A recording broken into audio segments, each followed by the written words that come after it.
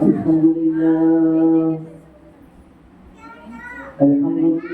نحمده ونستعينه ونستغفره ونؤمن به ونتوكل عليه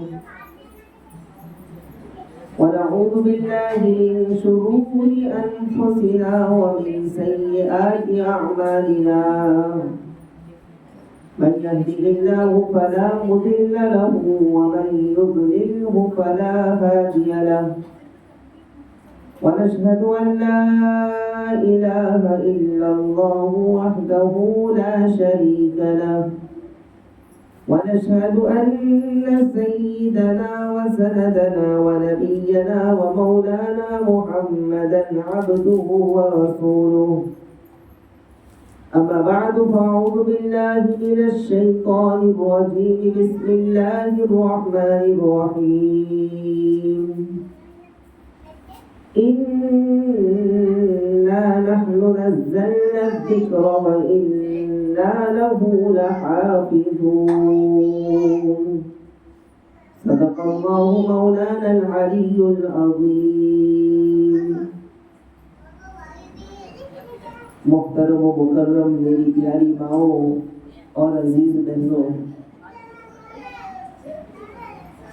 میں نے سورہ ہجر کی ایک آیت کریمہ تلاوت کی. اس سورت کے اندر 99 آیتیں اور 6 رکوع ہیں، اور اس سورت کی آیت ہے اِنَّا نَحْنُ نَزَّلْنَا الذِّكْرَ وَإِنَّا لَهُ لَحَافِظُونَ. اس کا ترجمہ سن لیں کہ ہم نے ہی قرآن کو نازل کیا اور ہم ہی اس کی حفاظت کرنے والے ہیں. ہم نے ہی قرآن کریم نازل کیا اور ہم ہی قرآن کریم کی حفاظت کرنے والے ہیں. یہ اللہ کا وعدہ ہے، اور یہ وعدہ صرف قرآن کریم کے بارے میں ہے اور کسی بھی آسمانی کتاب پر یہ وعدہ نہیں کیا گیا. حفاظت کا وعدہ. اس سے پہلے بہت سی آسمانی کتابیں آئی. ہمیں معلوم ہونا چاہیے کہ آسمانی جو مشہور کتابیں ہیں وہ 4 ہیں. ویسے تو آسمانی کتابیں اور بھی ہیں، لیکن جو مشہور ہیں وہ 4 ہیں. کون سی ہیں؟ تورات، انجیل، زبور اور قرآن شریف. لیکن اس کے علاوہ اور بھی کچھ کتابیں ہیں آسمانی، چھوٹی چھوٹی کتابیں جن کو صحیفے کہتے ہیں. صحیفے. اور یہ صحیفے 100 ہیں، یعنی کل آسمانی کتابیں تقریباً 104 ہوگی. جیسے نبیوں کی تعداد، نبیوں کی گنتی، کتنے نبی آئے دنیا میں؟ تقریباً 1,25,000 کے قریب انبیاء دنیا میں تشریف لائے، اور ان میں سے 315 رسول تھے. رسول الگ ہوتے ہیں، نبی دونوں میں تھوڑا فرق ہوتا ہے. تو 315 رسول تھے، لیکن ضروری نہیں کہ ہر رسول کو کتاب دی گئی ہو. تو آسمانی مشہور کتابیں 4 ہیں، اور ان میں سے سب سے آخری کتاب، سب سے آخری نبی ہمارے حبیب محمد الرسول اللہ صلی اللہ علیہ وسلم پر قرآن کریم نازل ہوا. اور یہ معلوم ہونا چاہیے کہ قرآن کریم 2 مرتبہ نازل ہوا. کتنی مرتبہ؟ یاد رکھیں، قرآن کریم 2 مرتبہ نازل ہوا. ایک مرتبہ پورا قرآن کریم لوح محفوظ جو 7ویں آسمان کے اوپر ہے، لوح محفوظ. اس لیے کہ قرآن کریم میں اللہ تعالیٰ فرماتے ہیں اِنَّا أَنزَلْنَاهُ فِي لَيْلَةِ الْقَدْرِ، کہ ہم نے اس کو یعنی قرآن کریم کو شب قدر میں نازل کیا. اور شب قدر تو ایک رات ہے. جبکہ ہم نے سنا ہے کہ پورا قرآن کریم 23 سال کے عرصے میں نازل ہوا.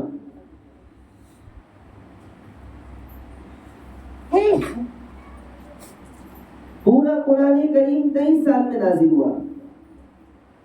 اور قرآن کریم کی آیت میں تو ہے کہ ایک رات میں نازل ہوا.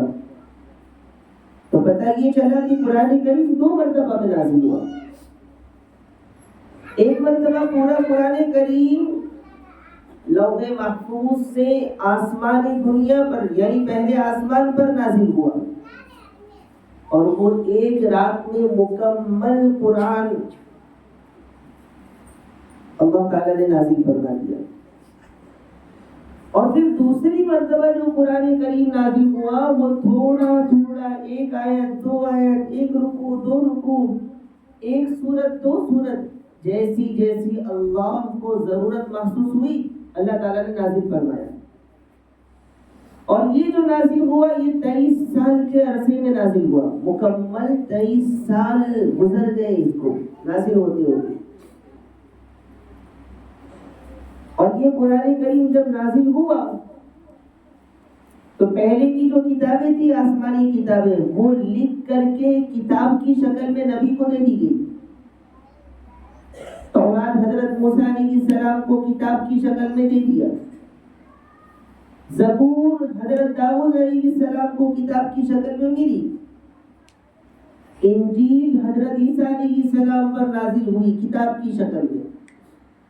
لیکن قرآن کریم جو نازل ہوا یہ کتاب کی شکل میں نہیں ملا ہمارے نبی کو صلی اللہ علیہ وسلم،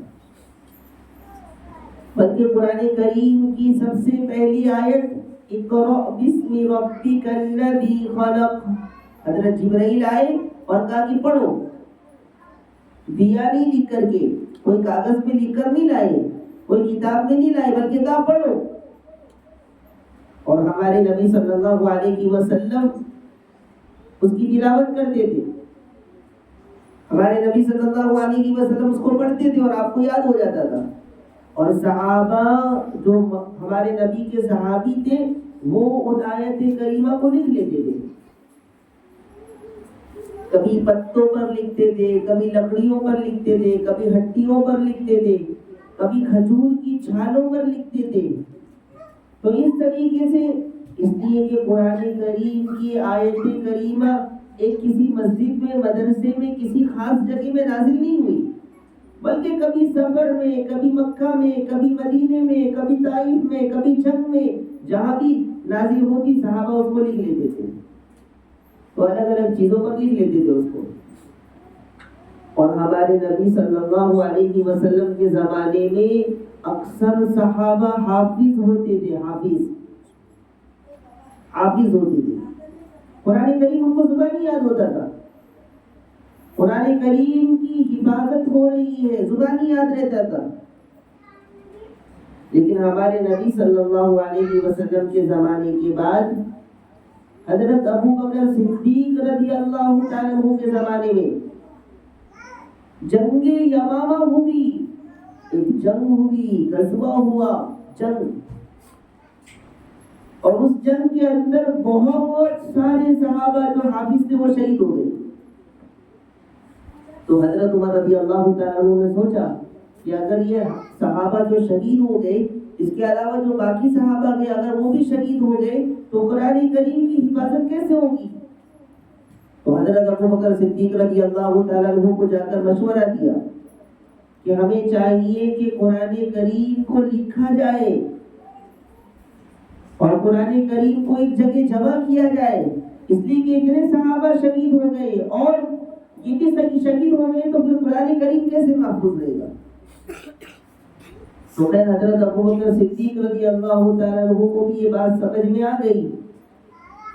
اس کے بعد انہوں نے ایک بڑے صحابی جو کاتب وحی، جو ہمیشہ کاتب لکھتے تھے، تقریباً 14 صحابی ہیں جو کاتب وحی ہیں، وحی لکھنے والے، لیکن ان میں جو سب سے مشہور ہیں وہ 2 صحابی، ایک زید بن ثابت اور ایک معاویہ ابن ابی سفیان رضی اللہ عنہما. تو حضرت زید بن ثابت کو بلایا اور کہا کہ قرآن کریم کو جمع کرو. تو انہوں نے قرآن کریم جمع کرنا شروع کیا، لیکن ایسا نہیں کہ بس جو ملا اس کو جمع کر لیا، ایسا نہیں ہوا، بلکہ اگر کوئی صحابی کے پاس کوئی آیت لکھی ہوتی ہٹی پر، کھجور کی چھالوں پر، پتھر پہ، لکڑی پہ، اگر کوئی آیت لے کر کے آتے کہ یہ آیت وحی میں آئی تھی اور میں نے لکھا تھا، تو فوراً لکھ نہیں لیتے، بلکہ کہتے کہ اس پر 2 گواہ پیش کرو، اس پر 2 گواہ پیش کرو۔ تو ہر آیت کے اوپر 2 گواہ لیتے اور قرآن کریم میں اس کو جمع کر دے۔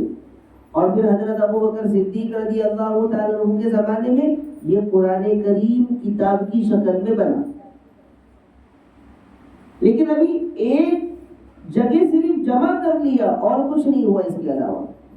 حضرت ابوبکر صدیق رضی اللہ تعالیٰ عنہ دنیا سے تشریف لے گئے، حضرت عمر کا زمانہ آیا، حضرت عمر کے بعد حضرت حفصہ رضی اللہ تعالیٰ عنہ کے پاس رہا، پھر حضرت عثمان غنی رضی اللہ تعالیٰ عنہ کا زمانہ جب آیا تو اسلام عرب سے نکل کر کے عجم میں، یورپ میں، سب جگہ پھیل گیا۔ تو حضرت عثمان رضی اللہ تعالیٰ عنہ نے پھر یہ جو قرآن کریم ایک جگہ جمع کیا گیا تھا اس کو منگایا، اور منگا کر کے اس کے بہت سارے نسخے بنائے اور پوری دنیا کے کونے کونے میں بھیج دیا، اور کہا کہ قرآن کریم اسی طریقے پر پڑھا جائے گا۔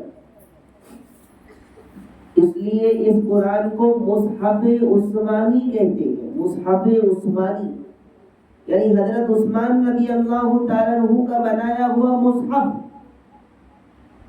اور اس میں ذرہ برابر بھی تبدیلی کرنا حرام ہے، حرام۔ ایک مسلمان اگر کر لے تو ایمان والا باقی نہیں رہے گا، اس کا ایمان کمزور ہو جائے گا۔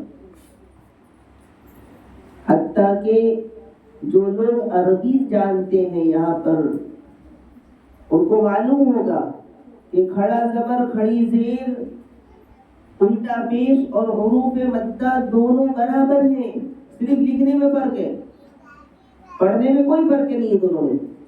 جیسے مثال کے طور پر الحمدللہ رب العالمین، تو عالمین کے اوپر کھڑا زبر ہے، عالمین کے اوپر کھڑا زبر ہے۔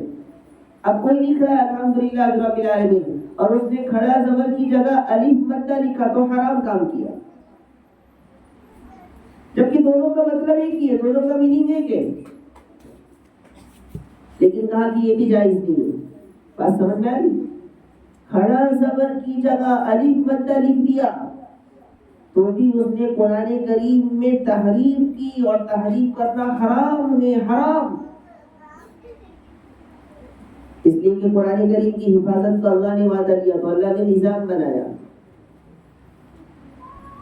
تو اللہ زمین پر آ کر کے تو قرآن کی حفاظت نہیں فرمائیں گے، تو اللہ تعالیٰ نے ایک نظام بنایا، دنیا کے اندر ایک نظام بنایا، وہ کیا؟ حفظ قرآن کا، حفظ قرآن، قرآن کریم کو حفظ کر رہے ہیں۔ آج پوری دنیا کے اندر صرف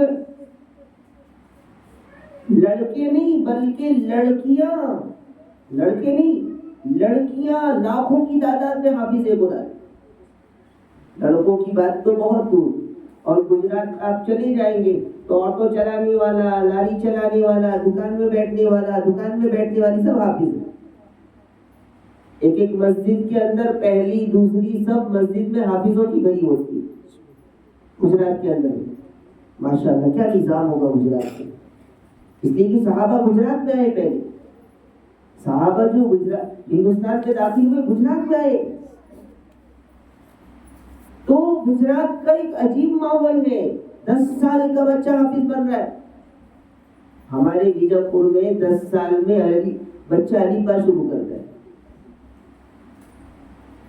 ابھی ہمارے پاس مدرسے میں پڑھنے والے 14 سال 15 سال کے بچے جو ابھی علی پا پڑھ رہے ہیں، لڑکیاں پڑھ رہی ہے، تو یہ ہمارا حال ہے۔ اور ایک گجرات کا ماحول ہے کہ وہاں ماشاءاللہ ہزاروں کی تعداد میں لڑکیاں حافظ ہیں، یہ اللہ نے ان کو نوازا ہے۔ تو آج کے زمانے میں یہ حفاظت قرآن ہو رہا ہے، قرآن کی حفاظت۔ اس لیے کہا کہ قرآن کریم جب کھڑا زبر کے ساتھ لکھا ہوا ہے عالمین، تو اس کو الف کے ساتھ نہیں لکھ سکتے، ایسے ہی قرآن کریم جیسا نازل ہوا ویسے ہی پڑھنا بھی ہے، جیسا نازل ہوا ویسے ہی پڑھنا ہے۔ اب ہم تو غلط پڑھ رہے ہیں، ہماری تو تجویز صحیح نہیں ہے، ہمارے تو حروف صحیح نہیں ہے، ہمارے الفاظ صحیح نہیں ہے، تو ہمارا قرآن صحیح نہیں ہو رہا ہے۔ اور یاد رکھیں کہ قرآن کریم کی حفاظت کا مطلب یہ نہیں کہ صرف الفاظ کی حفاظت، بلکہ الفاظ کے ساتھ ساتھ قرآن کریم کے جو الفاظ ہیں اس کے میننگ کی بھی حفاظت کی ذمہ داری اللہ نے دی ہے کہ الفاظ میں بھی کوئی چینجنگ نہیں آ سکتی اور اس کا معنی بھی نہیں بدل سکتا۔ نہیں بدل سکتا کا مطلب یہ نہیں کہ آج تک کسی نے کوشش نہیں کی، روز کوشش کر رہے ہیں۔ ہمارے نبی صلی اللہ علیہ وسلم کے زمانے سے کوشش ہو رہی ہے اور آج کے زمانے میں تو بہت کوشش ہو رہی ہے، لیکن الحمدللہ قرآن کریم ویسے ہی محفوظ ہے اور قیامت تک رہے گا انشاءاللہ، کوئی نہیں بدل سکتا۔ ہم لوگ گجرات میں تھے، انگلیشور کے اندر ہمارے ماموں کے لڑکے کا نکاح تھا، بڑا عجیب و غریب، میری زندگی کا عجیب واقعہ ہو۔ تو اس نکاح میں ہم لوگ شریک تھے، ابھی میں مدرسے میں پڑھ رہا تھا، مفتی بن رہا تھا۔ تو اس نکاح میں جو سب سے عجیب بات میری زندگی کی پیش آئی وہ یہ کہ ہم لوگ مسجد میں عصر کی نماز پڑھ کے فارغ ہوئے تو گھر میں جا کر بیٹھے کمرے کے اندر، میں بھی تھا اور بھی کچھ علماء تھے، حافظ تھے، سارے رشتے دار جمع تھے۔ اس کمرے کے کونے میں ایک چھوٹی سی بچی، 9 سال اس کی عمر تھی، اور وہ بچی عصر کی نماز پڑھ رہی تھی بڑے خشوع اور خضوع کے ساتھ۔ عام طور پر کیا ہوتا ہے کہ جب سامنے کوئی بیٹھا ہو تو نماز میں دل نہیں لگتا، ہم 4-5 لوگ بیٹھ کر کے باتیں کر رہے ہیں اور وہ بچی نماز پڑھ رہی، بڑے اخلاص کے ساتھ۔ کیسی تربیت کی ہوگی ماں نے، ماں باپ کیسے ہوں گے؟ آج کل ماں باپ اچھی تربیت کرنا بھی نہیں چاہتے، دین سکھانا بھی نہیں چاہتے اپنے بچوں کو۔ تو خیر وہ نماز پڑھتی رہی، اس کی نماز ہمیں بڑی پسند آئی، ہم لوگ انتظار میں بیٹھے تھے کہ کب نماز ختم ہوگی اس کی اور اس سے بات کریں گے۔ نماز پڑھ کے اس نے پھر کھڑے ہو کر کے 4 رکعت کی نیت کری، پتہ یہ چلا کہ پہلے 4 رکعت سنت پڑھی اور 4 رکعت فرض پڑھی، اور زیادہ دل کے اندر شوق پیدا ہوا کہ عصر کی سنت تو عام طور پر پڑھتے نہیں یہ لوگ، ایک چھوٹی سی بچی سنت پڑھ رہی ہے۔ تو نماز ختم ہو گئی تو اس نے دعا شروع کر دی، دھیان سے سنے میری مائیں اور بہنیں۔ اب تو اور زیادہ ہمیں جذبہ پیدا ہوا کہ اتنی اچھی دعا مانگ رہی ہے بچی ماشاءاللہ، اور اس کو کوئی فرق نہیں پڑ رہا ہماری باتوں سے، کوئی فرق نہیں پڑا۔ نماز پڑھ کے کھڑی ہوئی تو ہم نے اس کو پکڑ لیا اور پوچھا کہ نام کیا ہے تمہارا؟ تو اس نے اپنا نام بتایا، شفا، اس کا نام شفا تھا۔ تو میں نے پوچھا کہ کس کی بیٹی ہو تم؟ تو اس نے اپنے والد صاحب کا نام بتایا، لیکن ان کے والد صاحب کو میں نہیں جانتا تھا۔ تو میں نے کہا بہت اچھی نماز پڑھی تم نے، بہت خوشی ہوئی۔ تو اتنے میں پڑوس میں میرے بازو میں کوئی کھڑا تھا، اس نے کہا معلوم ہے یہ لڑکی حافظ ہے، 9 سال کی لڑکی۔ ہمارے گھر میں کتنی بیٹیاں ہیں 9 سال کی؟ کتنی لڑکیاں ہوں گی بیجاپور کے اندر؟ تو اس نے کہا حافظ ہے، تو میں تو حیران ہو گیا، میں نے کہا یہ کیسے ہو سکتا ہے؟ اور ایسا بھی نہیں کہ لڑکی لمبی چوڑی ہو، بالکل چھوٹی سی دکھ رہی تھی۔ تو میں نے پوچھا کہ کتنے سال کی؟ اور اس نے کہا 9 سال کی۔ تو کہا حافظ، ہاں حافظ۔ اتنے میں بات کرتے کرتے ایک اور لڑکی، اس کی بڑی بہن دوڑتی آ گئی، 1 سال بڑی تھی اس سے، اس کا نام تھا صبا۔ تو اس نے کہا یہ میری بہن ہے۔ میں نے کہا اچھا کیا نام ہے؟ کہا صبا۔ تو اس نے کہا یہ بھی حافظ ہے۔ یہ حقیقی واقعہ بتلا رہا ہوں، کتاب کری میرا واقعہ بتلا رہا ہوں جو میرے ساتھ پیش آیا۔ تو میں نے کہا یہ تو بڑا عجیب لگ رہا ہے، 9 سال کی بچی اور 10 سال کی بچی حافظ قرآن۔ لڑکے تو ملے تھے ہمیں مدرسے کے اندر، ہمارے مدرسے میں بھی 10 سال کے 9 سال کے بچے حافظ بنے، لیکن لڑکیوں میں پہلی بار زندگی میں 9 سال کی اور 10 سال کی لڑکیوں کو حافظ دیکھا۔ تو میں نے کہا کہ مغرب کا وقت ہو گیا، نماز پڑھنے جاتے ہیں ہم لوگ، اور نماز پڑھنے کے بعد ملاقات کریں گے آپ سے۔ اور وہ بھی شادی میں آئے تھے تو اسی گھر میں تھے۔ نماز ہو گئی، نماز کے بعد ہم لوگ گھر کے باہر بیٹھے تھے ایک لائن سے، اور ان دونوں لڑکیوں کو بلایا اور امتحان لینا شروع کیا۔ سوال کیے، یہاں سے پڑھو، وہاں سے پڑھو، یہ پڑھو، وہ پڑھو۔ تو ماشاءاللہ ان کو اتنا بہترین قرآن یاد تھا کہ ایک لڑکے جو حافظ ہوتے ان کو بھی یاد نہیں ہوتا۔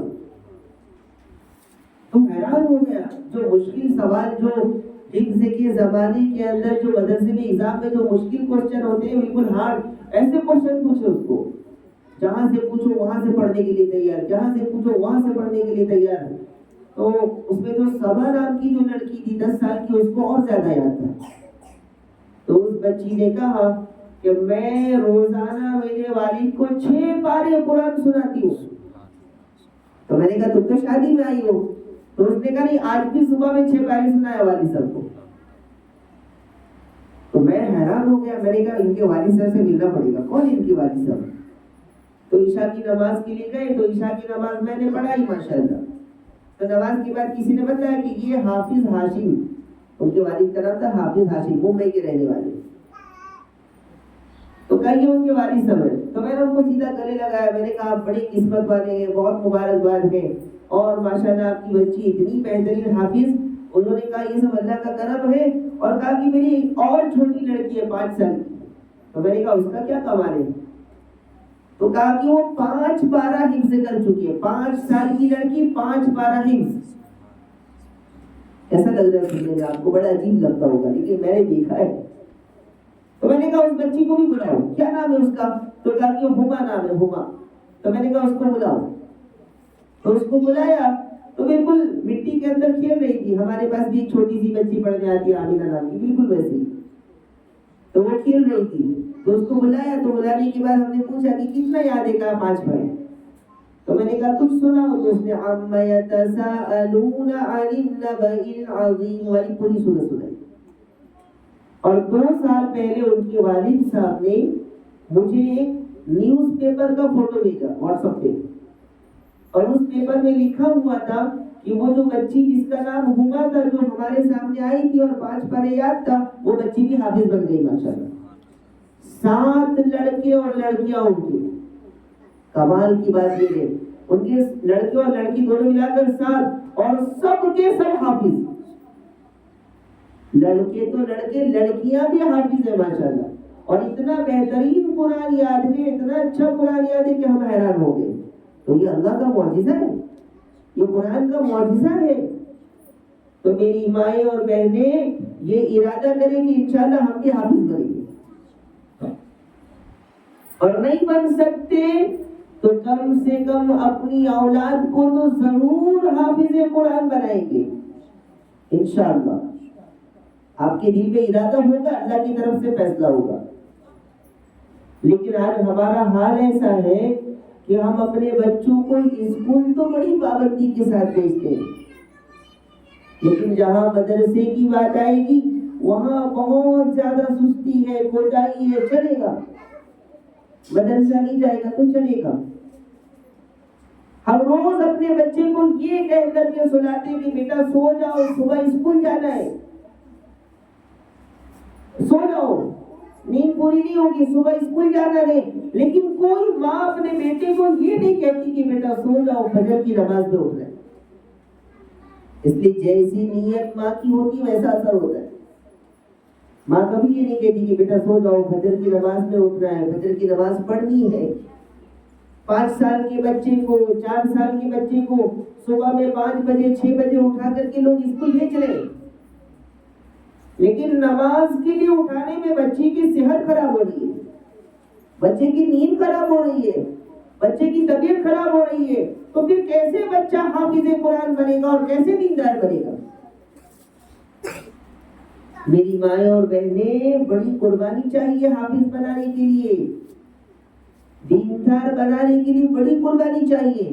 اور ان حافظ ہاشم کو پوچھا کہ میں نے آپ کی بچیاں کہاں پڑھتی ہیں؟ انہوں نے کہا میرے سارے بچے میرے پاس حافظ بنے۔ ان کے والد حافظ ہیں، تو انہوں نے کہا کہ سارے بچے؟ میرے پاس حافظ بنو. سب کو میں نے حافظ بنایا. تو یہ اللہ کا بڑا کرم ہے. اس لیے میری ماں اور بہنیں ارادہ کریں کہ ہم حافظ بنیں گے. ارادہ کرنے میں کیا جاتا ہے؟ پورا قرآن کا نہیں بن سکتے، ایک پارہ کا حافظ بن جائیے. ایک پارے کا حافظ بنیے. اما پارہ یاد کریں. سورہ یاسین کا حافظ بن جائے آپ. سورہ یاسین کے حافظ بنے. سورہ یاسین ہر مسلمان کو یاد ہونا چاہیے. سورہ واقعہ یاد ہونا چاہیے. سورہ مزمل یاد ہونی چاہیے. سورہ ملک یاد ہونی چاہیے. تو کم سے کم قرآن کریم کی حفاظت کا جو اللہ تعالیٰ نے وعدہ کیا ہے اس وعدے میں میں بھی شامل ہو جاؤں. یہ کہنا چاہ رہا ہوں. اب جو حافظ بن گیا وہ حافظ قرآن کریم کی حفاظت کرنے کا ذریعہ بن گیا. جو اللہ تعالیٰ نے وعدہ فرمایا ہے اِنَّا نَحْنُ نَزَّلْنَا الذِّكْرَ وَإِنَّا لَهُ لَحَافِظُونَ. تو اب حافظ قرآن حفاظت کا ذریعہ بنا. حفاظت کا ذریعہ بنا. تو آپ اپنے چھوٹے بچے جن کے ہیں وہ ابھی سے ارادہ کریں اور بچوں کی ویسی پرورش کرے تو انشاءاللہ وہ بچہ ضرور حافظ قرآن بنے گا. لیکن آج ہمارے بچے مدرسے میں کیوں نہیں پڑھ پاتے؟ حافظ کیوں نہیں بن پاتے؟ مدرسے میں جا کر کے قرآن کیوں نہیں پڑھ پاتے؟ اس لیے کہ پہلی بات تو ہم مدرسہ بھیجتے نہیں ہیں. اور مدرسہ بھیجا تو چھوٹی چھوٹی بات پر جب بچوں کی عادت ہوتی ہے کہ اپنے آپ کو بچانے کے لیے جھوٹ بولتے ہیں، تو جب گھر میں جا کر کے کچھ الٹی سیدھی باتیں کرتے ہیں ماں باپ کے سامنے تو ماں باپ مدرسے کی اور استاد کی برائی شروع کرتے ہیں. اور بعض مرتبہ تو استاد کو آ کر کے برا بھلا کہہ کر چلے جاتے ہیں. تو اللہ کی قسم کھا کر کے میں قرآن کریم میرے سامنے ہے، اگر آپ نے زندگی میں کبھی ایسا کیا ہے تو بھول جائے کہ آپ کا بچہ پڑھ پائے گا. نہیں پڑھ سکتا وہ. اللہ تعالیٰ کی محرومی ہو جاتی ہے اللہ تعالیٰ کی طرف. اگر کسی نے ایسا کیا ہے تو وہ دل سے توبہ کر لے، استاد سے معافی مانگے. ورنہ اللہ کی قسم ان کا بچہ پڑھ نہیں سکتا قرآن کریم. یہ اللہ کا ہی فیصلہ ہے. اس لیے میری مائیں اور بہنیں بڑی قربانی کی ضرورت پڑتی ہے. مدرسوں میں جو بچے جاتے ہیں بڑے مدرسوں میں ایسے ہی حافظ قرآن نہیں بنتے. پورے سال دن رات محنت کرنی پڑتی ہے. رات میں دیر سے سونا، صبح جلدی اٹھنا. یہ مدرسے کی زندگی ہوتی ہے تکلیف والی، مشقت والی. مار بھی کھاتے ہیں، ڈانٹ بھی سنتے ہیں اور تکلیفیں بھی برداشت کرتے ہیں. کھانے پینے میں بھی تکلیف برداشت کرتے ہیں. تب جا کر کے وہ بچہ حافظ قرآن بنتا ہے. اور ہم سوچتے ہیں کہ بس میرا بچہ حافظ بن جائے. تو حافظ بننے کے لیے ہم نے کوئی کوشش تو کی نہیں. ماں کی روز فکر ہے کہ میرا بچہ اچھی اسکول میں پڑھے، انگلش میں پڑھے، پورا اسکول میں ایڈمیشن ہو جائے. لیکن حفظ کے بارے میں کسی کی فکر نہیں. تو اللہ تعالیٰ تو آپ کے دل کو دیکھتا ہے. اللہ دلوں کو جاننے والا ہے. تو جیسا میرے دل میں ارادہ ہوتا ہے ویسا اللہ تعالیٰ فیصلہ کرتا ہے. اس لیے میری مائیں اور بہنیں، اولاد یہ بہت بڑی اللہ کی نعمت ہے. اور اس سے بڑی نعمت یہ ہے کہ آپ کی اولاد دیندار بنے، نیک بنے، پاک دامن بنے، پاکیزہ بنے، قرآن پڑھنے والی بنے، حافظ قرآن بنے. یہ سب اللہ کی بڑی نعمت ہے. اس کے لیے ہمیں قربانی دینی پڑے گی. الحمدللہ ہمارا مدرسہ رمضان میں بھی شروع ہے اور 90% بچے ہمارے پڑھنے آ رہے ہیں. کچھ 2-4 بچے ہیں پتہ نہیں ان کے ماں باپ کے دل میں کیا سمجھ ہے کیا ہے، وہ نہیں آ رہے بچے. فجر کی نماز ہم لوگ مدرسے میں پڑھتے ہیں اور نماز پڑھنے کے بعد سے بچے اور بچیاں آنا چالو ہو جاتی ہیں ماشاءاللہ. کبھی 6 بجے آ رہے، کبھی 6:15 کو آ رہے. شوق، ماں باپ کا شوق، ماں باپ کا جذبہ. اور آ رہے بیچارے روزے کی حالت میں آ رہے اور آ کر کے پڑھ کر کے جا رہے. تو ایک دن اللہ تعالیٰ انہیں ضرور کامیاب کرے گا انشاءاللہ. تو میری مائیں اور بہنیں دین کے لیے قربانی دیں. بغیر قربانی کے میں اور میرے بڑے بھائی دونوں جھگڑا کر رہے تھے. میں اور میرے بڑے بھائی، چھوٹے بچے جھگڑا کرتے رہتے تو ہم بھی جھگڑا کر رہے تھے، تو وہ جھگڑا میرے لیے علم کا سبب بن گیا. تو میں اور میرے بڑے بھائی جھگڑا کر رہے تھے، ہمیں یاد نہیں ہے، میری والدہ سناتی ہے. تو جھگڑا کرتے کرتے میرے نانا بیٹھے ہوئے تھے، تو نانا نے کہا کہ اس میں سے ایک کو میرے ساتھ بھیج دو مدرسے. تو اللہ نے میرا انتخاب کیا اور الحمدللہ ثم الحمدللہ میں مدرسہ چلا گیا. اور وہ مجھے منظر آج بھی تھوڑا تھوڑا یاد ہے کہ جب میں مدرسہ جا رہا تھا، چونکہ میری ٹکٹ بھی نہیں تھی، چھوٹے بچوں کی ٹکٹ نہیں ہوتی، تو اچانک سے میرے جانے کا ہو گیا. تو اسٹیشن کے اوپر کھڑے ہو کر کے پورے ہماری نانی، ہماری مامی، خالہ سب چھوڑنے کے لیے گئے تھے. کچھ باتیں اس میں سے یاد رہی. تو اسٹیشن پر جا کر کے جب ٹرین نکلنے لگی تو میں میری والدہ کو زور سے پکڑ لیا اور میری امی بھی مجھے زور سے پکڑ لی اور ہم دونوں چیخ چیخ کر کے ہو رہے. اور ہمارے نانا زور زور سے غصہ کر رہے کہ ٹرین نکل جائے گی، جلدی آؤ. لیکن نہ امی چھوڑنے کے لیے تیار، نہ میں چھوڑنے کے لیے تیار. پھر اچانک سے جب ٹرین نکلنے کے قریب تھی، اب ٹرین چلی اسٹیشن سے، تو پھر میرے ماموں نے پکڑ کر زور سے کھینچا اور ٹرین میں بٹھا دیا. اور اس کے بعد میں بہت دیر تک روتا رہا، مجھے یاد نہیں میں کتنی دیر تک رویا. اور اس حال میں مدرسہ لے کر کے گئے اور مدرسے میں جا کر کے ایڈمیشن کروا دیا. اور اس کے بعد 3 سال تک نہ میں نے میری امی کو دیکھا، نہ کبھی بات کی، نہ کبھی فون کا تو کوئی زمانہ ہی نہیں تھا، کچھ بھی نہیں. 3 سال تک مدرسے کے ہاسٹل میں رکھا، گھر والوں سے کسی سے ملنے نہیں دیا مجھے. تو ایسی قربانی تھوڑی دینی پڑتی ہے، پھر اللہ تبارک و تعالیٰ آپ کے بچوں کو کچھ بنائے گا انشاءاللہ. تو میں کہہ رہا تھا کہ اللہ تعالیٰ نے قرآن کریم میں فرمایا کہ ہم نے بھی قرآن کریم نازل کیا، ہم بھی قرآن کی حفاظت کرنے والے ہیں، تو آپ بھی ذریعہ بنیں، آپ کے بچوں کو ذریعہ بنائیں. جب آپ کے بچے قرآن کریم پڑھیں گے مدرسے میں جا کر کے تجوید کے ساتھ، ترتیب کے ساتھ، غلط نہیں. اگر آپ کے بچے غلط قرآن پڑھ رہے ہیں تو جہاں بچوں کو گناہ ہوگا وہاں آپ کو بھی گناہ ہوگا. اس لیے کہ آپ کی ذمہ داری تھی بچوں کو اچھا قرآن پڑھانا. آپ نے غلط قرآن پڑھوایا تو غلط پڑھتا رہے گا اور قرآن کریم اس کے لیے بد دعا کرتا رہے گا، لعنت بھیجتا رہے گا. اس لیے خود بھی صحیح قرآن پڑھیں اور اپنے بچوں کو بھی صحیح قرآن پڑھائیں. خاص کر کے میں میری ماں اور بہنوں سے درخواست کروں گا کہ وہ اللہ نے اگر طاقت دی ہے تو سب سے پہلی فرصت میں اپنا قرآن تجوید کے ساتھ صحیح کرے اور عزم کرے، ارادہ کرے کہ میں سب کام کو آگے پیچھے کر کے پہلے قرآن سیکھوں گی انشاءاللہ. اس لیے کہ میرے اللہ کا کلام ہے، میرے اللہ کا خط ہے، میرے اللہ کا میسج ہے. ورنہ یاد رکھیں کہ جب بھی ہم قرآن پڑھیں گے والقرآن یلعنہ، قرآن ہمارے خلاف بددعا کرے گا، ہمارے خلاف لعنت بھیجے گا قرآن. اور وہ میں نے مثال دے کر بھی آپ کو سمجھا دیا. تو ہم بھی قرآن کریم کی حفاظت کا ذریعہ بنے، ہمارے اولاد کو بنائیں. اسی سے مسئلہ نکلا کہ قرآن کریم صرف عربی زبان میں ہی پڑھنا جائز ہے، عربی زبان کے علاوہ کسی بھی زبان میں قرآن کریم پڑھنا جائز نہیں ہے. اب دیکھیں گے کہ کچھ لوگ کہتے ہیں کہ یہ کنڑ میں قرآن ہے، یہ انگلش میں قرآن ہے.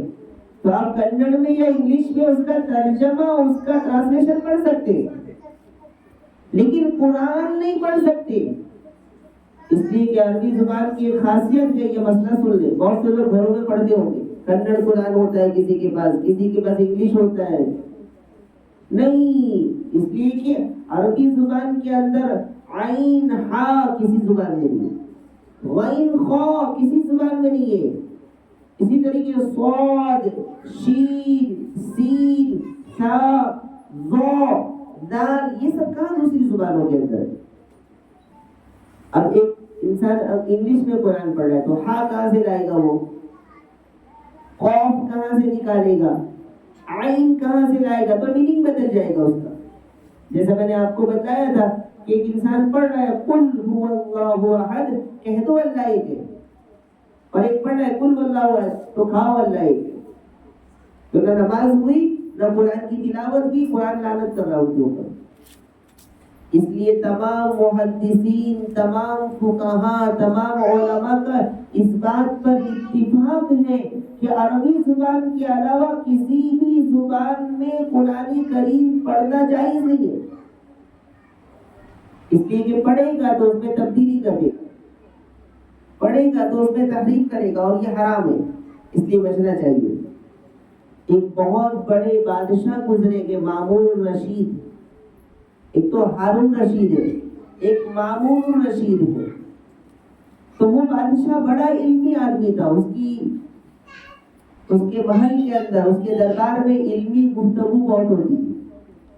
تو ایک یہودی عالم آیا اور آنے کے بعد بہت اچھی بات چیت کی. تو مامون الرشید نے اس کو اسلام کی دعوت دی، کہا اسلام قبول کر لو.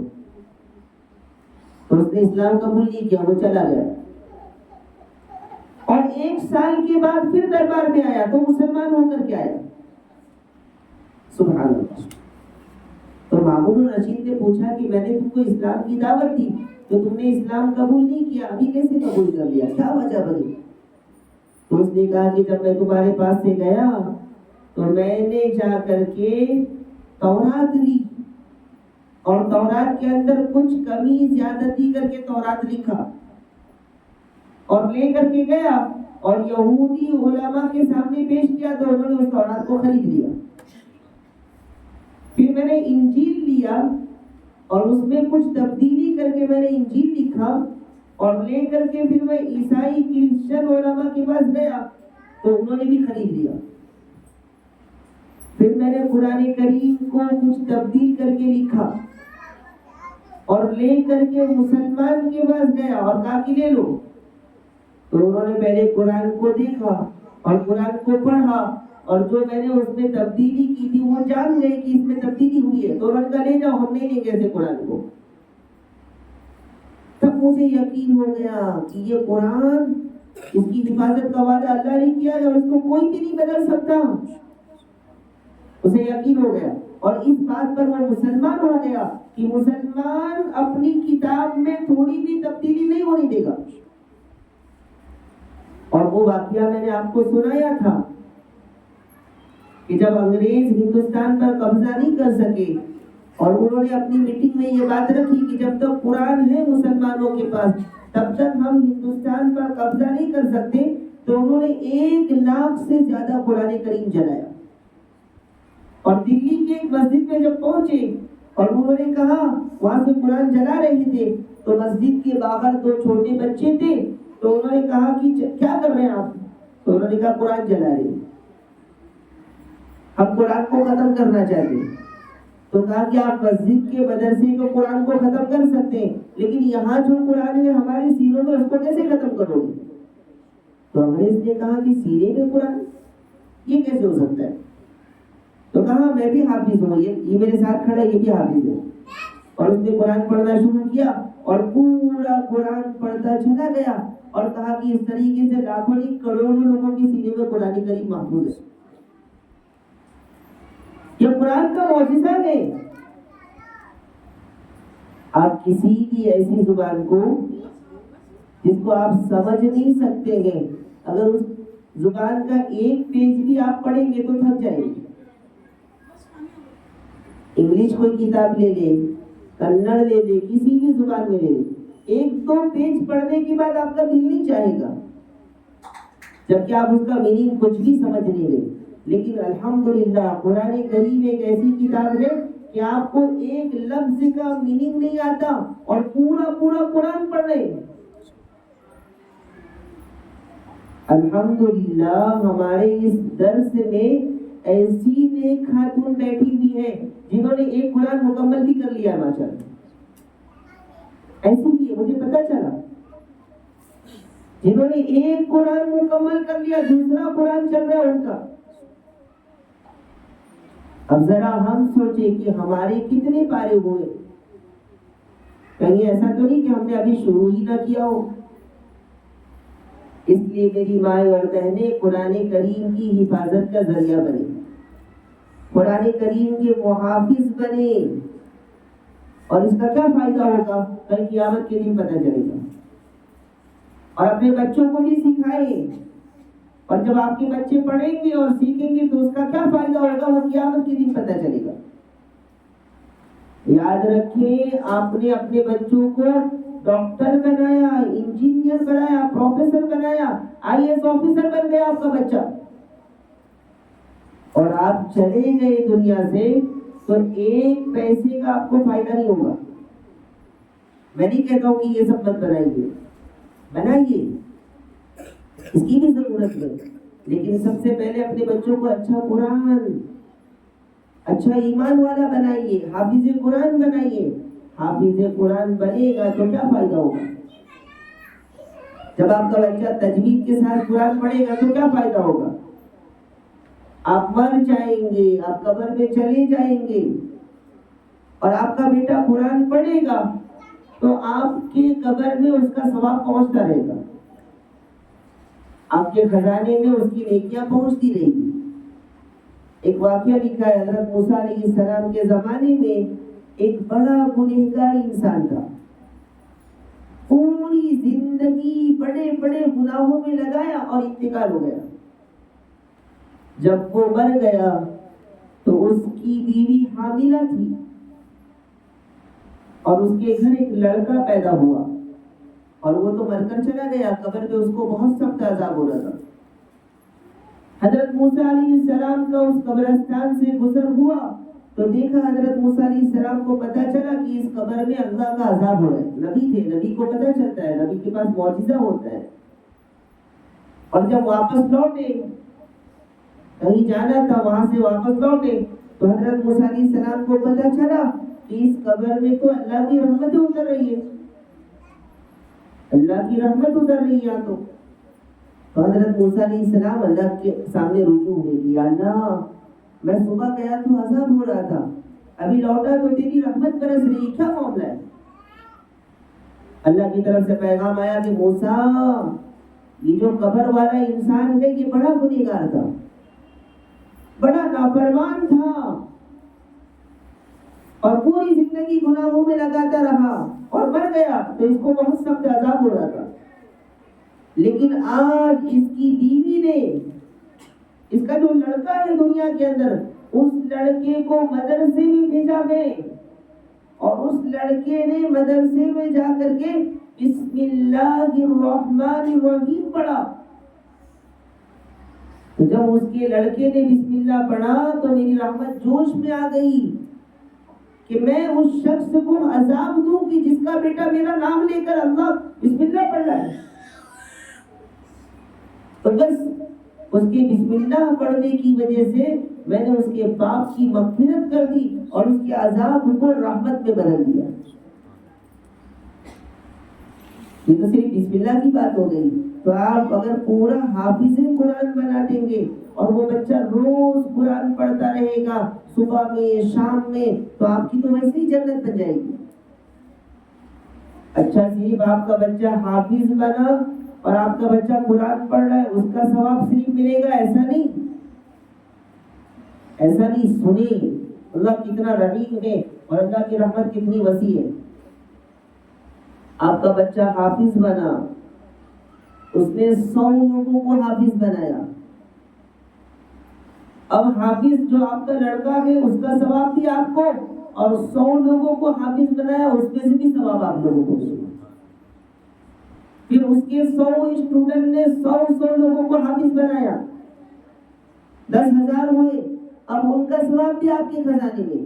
درجات بلند ہو رہے، آپ کی جنت میں اعلیٰ درجے پر جا رہے. اس لیے ارادہ کریں، دل سے ارادہ کریں، اللہ کے سامنے دل کی گہرائی سے آج وعدہ کر دیں کہ یا اللہ، ہم تو گنہگار ہیں، ہم تو قرآن بھی نہیں پڑھ سکے، یا اللہ ہمارے بچوں کو حافظ قرآن کر. مانگیں، ماں کی دعا تو ویسے بھی اللہ رد نہیں کرتا ہے. لیکن افسوس یہ ہے کہ آج مائیں اپنے بچوں کے لیے دعا بھی نہیں کرتی. ہاں دنیا کی تعلیم کے لیے بہت دعا ہو رہی ہے، لیکن دین کی تعلیم کی فکر بھی نہیں، دعا بھی نہیں، کچھ بھی، جس کی وجہ سے اللہ ہمارے بچوں کو نہیں بنا رہا ہے۔ کسی زمانے کے اندر میں نے وہ مثال دے کر بھی آپ کو سمجھایا کہ آپ کا بچہ دنیا کا سب سے بڑا ڈاکٹر بنا، انجینئر بنا، وہ اس کے لیے بہت اچھا ہے، لیکن آپ کو قبر میں کوئی کام نہیں آئے گا، آخرت میں آپ کو کچھ بھی کام نہیں آئے گا۔ اگر کام آئے گا تو اس کا قرآن پڑھنا، اس کا ایمان والا ہونا، اس کی دین کی خدمت کرنا، نیک اولاد آپ کے لیے دعا کر رہا ہے رو رو کر کے، تو یہ کام آئے گا۔ تو ایک بہت بہترین واقعہ لکھا ہے کہ کسی زمانے کے اندر تین عورتیں، اور وہ تینوں عورتیں کنویں پر پانی بھرنے کے لیے گئی۔ پہلے زمانے کے اندر لوگ کنویں پر پانی بھرنے جاتے تھے، اب کم ہو گئے کنویں، تو وہ تینوں عورتیں کنویں پر پانی بھرنے کے لیے گئی۔ اور جب کنویں پر پانی بھرنے جاتے ہیں تو یا تو کھڑا ہوتا ہے یا تو بکٹ ہوتی ہے، تو پانی بھر رہی تھی وہ عورتیں، اچانک سے سامنے ایک بہت بہترین سوٹ بوٹ میں اچھا کوٹ وغیرہ پہنا ہوا ایک نوجوان گزرا، ایک لڑکا گزرا۔ تو ایک عورت نے بڑے فخر سے کہا کہ دیکھو یہ میرا بیٹا جا رہا ہے، ڈاکٹر بننے والا ہے۔ بڑے غرور کے ساتھ کہا کہ دیکھو یہ میرا بیٹا جا رہا ہے، یہ ڈاکٹر بننے والا ہے، اس کو میں نے بہت اچھی اسکول میں پڑھایا، انگلش میڈیم میں پڑھایا، اور اب ڈاکٹر بننے والا ہے۔ وہ لڑکا دور سے چلا گیا۔ اس کے بعد ایک اور لڑکا گزرا، اس نے بھی اچھے ڈریس پہن رکھے تھے، تو دوسری عورت نے کہا کہ دیکھو یہ میرا بیٹا جا رہا ہے، اور یہ انگلش میڈیم میں پڑھا ہے اور انجینئر بننے والا ہے۔ اب وہ بیچاری تیسری عورت، اس کا بیٹا نہ ڈاکٹر تھا نہ انجینئر تھا، کچھ بھی نہیں تھا۔ اب یہ دونوں نے اپنا غرور دکھا دیا کہ ہاں میرا بیٹا ڈاکٹر بننے والا ہے، میرا بیٹا انجینئر بننے والا ہے۔ اب وہ تیسری عورت بیچاری پانی بھر رہی تھی کہ اچانک سے ایک لڑکا کنویں پر آیا، اور کنویں پر آ کر کے کہا کہ ماں تو نے پانی بھر لیا؟ کہاں بیٹا بھر لیا؟ تو کہا ماں چل، اور ماں نے جو گھڑا بھر رکھا تھا اس گھڑے کو اٹھایا اور اٹھا کر کے اپنے سر پر رکھا اور کہا کہ ماں چل۔ تو اس عورت نے کہا یہ میرا بیٹا ہے، مدرسے میں پڑھتا ہے، یہ میرا بیٹا ہے، مدرسے میں پڑھتا ہے۔ وہ ڈاکٹر بھی چلا گیا، انجینئر بھی چلا گیا، اور ماں نے کہا یہ میرا بیٹا ہے۔ وہ دونوں لڑکے قریب بھی نہیں آئے، ماں کو پوچھا بھی نہیں، اور اس نے کہا کہ ماں تو نے پانی بھر دیا، چل۔ تو اس ماں نے بڑے ادب سے کہا یہ میرا بیٹا ہے، مدرسے میں پڑھتا ہے۔ اور یاد رکھیں جب آپ اپنے بچوں کو ڈاکٹر، انجینئر، پروفیسر بنائیں گے اور ایمان والا نہیں بنائیں گے تو آپ کو زندگی بھر اپنے بچوں سے ڈر کے بات کرنا پڑے گا۔ اور اسی کے مقابلے میں جب آپ اپنے بچوں کو حافظ بنائیں گے، دیندار بنائیں گے، ایمان والا بنائیں گے، عالم مفتی بنائیں گے، تو پوری زندگی وہ آپ سے ڈر کے بات کرے گا کہ کہیں ماں باپ ناراض نہ ہو جائے۔ کتنا فرق ہے زمین آسمان کا۔ تو ہماری سوچ کا فرق، ہماری تربیت کا فرق، اس لیے آج سے ارادہ کریں کہ کبھی یہ جملہ بچوں کو نہیں بولیں گے۔ بچوں کو روز بولتے ہیں سو جاؤ بیٹا اسکول جا رہے، آج سے کبھی نہیں بولیں گے انشاءاللہ۔ اپنے بچوں کو بولیں گے بیٹا سو جاؤ، فجر کی نماز میں اٹھنا ہے، فجر کی نماز پڑھنی ہے، نہیں پڑھو گے تو اللہ روزی نہیں دے گا۔ جب ماں یہ فکر کر لے گی اور ماں جب دینی تعلیم کی قدر، عظمت جب ہمارے دل میں پیدا ہوگی تب اللہ ہمارے بچوں کو بنائے گا۔ اب کتنے پیرنٹس ہمارے پاس بچے پڑھتے ہیں، اس میں سے کچھ بچوں کے پیرنٹس اتنی فکر کرتے ہیں، بیچارے ہمیشہ آتے رہتے ہیں ہمارے بچوں کا کیا ہوا، اس کی طرف دھیان دیجیے، تھوڑا خاص فکر کیجیے، کچھ مائیں تو اتنی بار آئی ہیں کہ مجھے ان کے عجیب لگتا ہے کہ ان کے دل میں کتنی فکر ہے. اللہ تعالیٰ ان بچوں کو حافظ قرآن بنائے.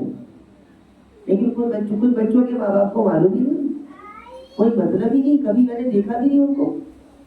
ایڈمیشن کرا کے گئے تو کوئی مطلب نہیں, کچھ پتہ نہیں ان کا, کوئی فکر نہیں, ان کو کوئی مطلب نہیں. یہ دین کی قدر نہیں ہونے کی وجہ سے پھر اللہ ہمارے بچوں کو نہیں بناتا. اس لیے دین کی فکر ہونی چاہیے, دین کی طلب ہونی چاہیے, قدر ہونی چاہیے ہمارے دلوں کے اندر, تب اللہ ہمارے بچوں کو بنائے گا انشاءاللہ. اور جب یہ بچے بن جائیں گے, ایک دن میں نہیں بنیں گے.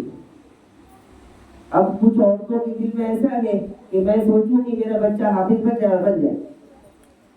یہ کوئی مشین نہیں ہے, تو قربانی دینی پڑی. 6666 آیت کریمہ اپنے سینے میں یاد کرنا, اپنے سینے میں محفوظ کرنا, یہ کوئی آسان کام نہیں ہے. یہ اللہ کی قدرت ہے, اللہ کی قدرت. میڈیکل سائنس پڑھنے والا میڈیکل کا ایک پیج زبانی یاد نہیں کر سکتا. ڈاکٹر ایک پیج, جبکہ اس میں ساری چیز میڈیکل کی ہے, ایک پیج زبانی یاد کر لے تو میں بتاؤں اس کو بھی. لیکن وہی ایک چھوٹا سا بچہ جس کو عربی زبان پڑھنے نہیں آتا, عربی زبان سمجھنے نہیں آتا, عربی زبان کا میننگ نہیں معلوم, اور وہ بچہ اللہ کے فضل و کرم سے پورا قرآن حفظ کر لیتا ہے. یہ اللہ کی قدرت. اور ماں کے دل کی دعا, جو ماں تڑپ تڑپ کر دعا کرتی ہے, اور ان دعاؤں کی برکت سے اللہ اس بچے کو حافظ قرآن بناتا جاتا ہے. یہاں تو ماں کی فکر نہیں, باپ کی فکر نہیں, کچھ بھی نہیں. اور چھوٹی چھوٹی بات میں مدرسے کی غلطی, استاد کی غلطی, مدرسے ایسا ہو, اس لیے اللہ تعالیٰ محروم کرتا ہے. میں یہ کسی پر طنز نہیں کر رہا ہوں, میں تجربہ بتلا رہا ہوں اور ایک اصول بتلاتا ہوں آپ کو. یاد رکھیں, اگر زندگی میں آپ نے کسی بھی حافظ قرآن کو تکلیف پہنچائی, اگر زندگی میں آپ نے کسی عالم کو تکلیف دی ہے, اگر زندگی میں کسی مفتی کو آپ نے تکلیف دی ہے, علم والے کو, تو یاد رکھیں اللہ آپ کی اولاد کو بھی نہیں اور آپ کے خاندان میں کسی کو حافظ نہیں بنے گا. یاد رکھیں, یہ قانون ہے, یہ میں کوئی غلط بات نہیں, قانون ہے اللہ کا. اور جو انسان حافظ قرآن سے محبت کرتا ہے, حافظ قرآن کی عزت کرتا ہے, علماء کی قدر کرتا ہے, علماء کی عزت کرتا ہے, علماء سے محبت کرتا ہے, اللہ ایسے لوگوں کے بچوں کو حافظ بھی بناتا, ان کے خاندان میں بھی حافظ قرآن پیدا کرتا ہے. یہ اللہ کا قانون. اب آپ سوچتے ہوں گے کہ حافظ قرآن بن گیا تو کیا ہوگا؟ ایک تو میں نے بتلایا کہ جب تک وہ پڑھے گا اور لوگوں کو پڑھائے گا تو ثواب ملتا رہے گا. لیکن اس سے بڑی فضیلت ایک یہ ہے کہ کل قیامت کے دن میدان محشر کے اندر جہاں سارے لوگ جمع ہوں گے, ایک اچانک سے بہت عجیب و غریب روشنی ظاہر ہوگی. سنیں, دھیان سے سنیں.